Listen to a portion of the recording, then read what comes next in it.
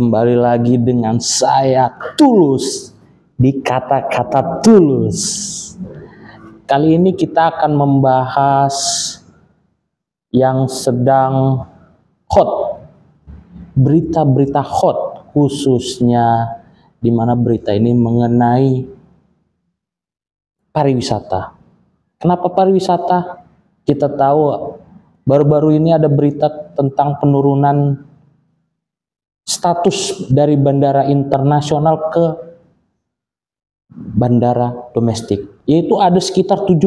Wah, itu sangat besar sekali atau sangat banyak sekali yang statusnya diturunkan menjadi bandara domestik. Padahal kalau dengan status bandara internasional, dahulu kita bisa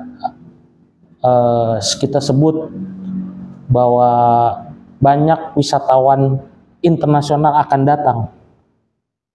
Dengan diturunkannya status menjadi bandara domestik, sekarang wisatawan-wisatawan asing harus merogoh kocek lebih dalam, karena mereka harus melalui bandara internasional yang lain seperti yang di Jakarta, Surabaya, dan Yogyakarta kalau di Pulau Jawa. Kalau di Sumatera harus melalui Kuala Namu. Padahal event-event internasional banyak dilakukan di bandara-bandara yang diturunkan. Salah satunya sebagai contoh kita ambil saja di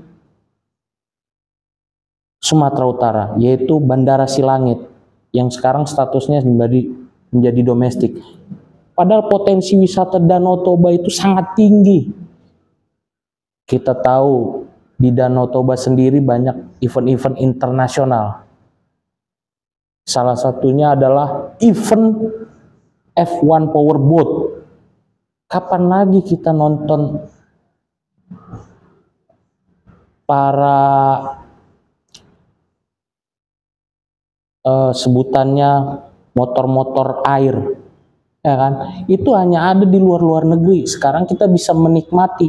Sekarang bagaimana event itu akan berjalan dengan baik kalau status bandaranya saja sudah berstatus domestik? Kocek mereka akan lebih dalam lagi untuk mencapai ke kawasan Danau Toba. Apalagi kita tahu tiket-tiket bandara domestik itu sangatlah besar. Enggak seperti kita memakai tiket pesawat dari Indonesia ke, misalkan kita ambil contoh ke Malaysia, itu murah. Sedangkan orang Aceh aja demi merogoh kocek lebih murah, ada yang menggunakan pesawat saat pulang kampung kemarin, dia harus lewat Malaysia dulu, atau kita sebut lewat Kuala Lumpur baru sampai Aceh, karena kosnya lebih murah. Gimana event ini bisa berjalan dengan baik kalau status bandaranya saja sudah diturunkan? Kita tahu dengan adanya event-event internasional, ekonomi rakyat berjalan di sana. Kenapa saya bilang berjalan? Banyak pedagang-pedagang kaki lima yang berjualan makanan, minuman, ataupun merchandise. Ekonomi rakyat berjalan. Sekarang dengan pariwisata dengan status bandara yang sudah dicabut saja, kemungkinan akan ada pemerosotan potensi pariwisata di sana, atau potensi wisatawan yang akan datang. Kita tahu tahun ini saja banyak event-event internasional seperti Jember Fashion Week yang sudah terkenal di dunia. Dengan dicabutnya status bandara internasional di Banyuwangi, masa harus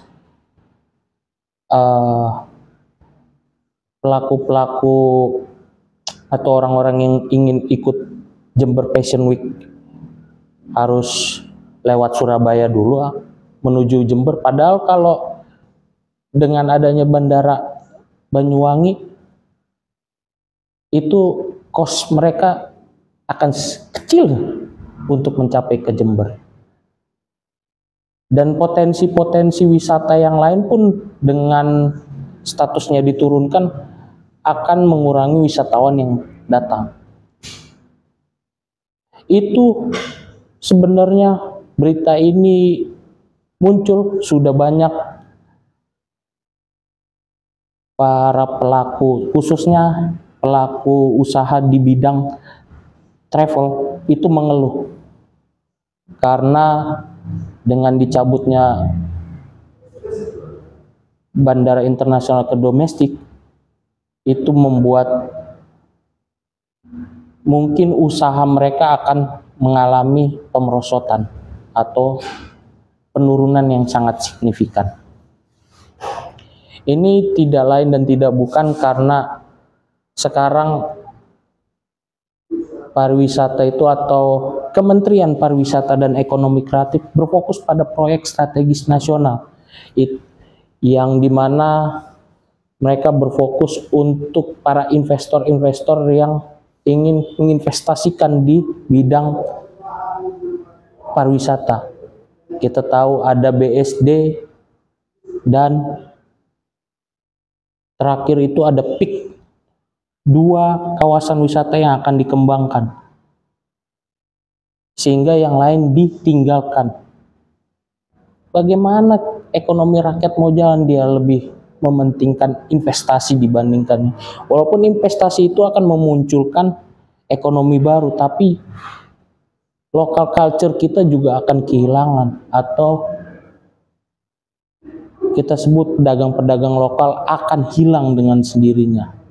UMKM yang selama ini sudah dibangun di daerahnya masing-masing akan mati secara perlahan.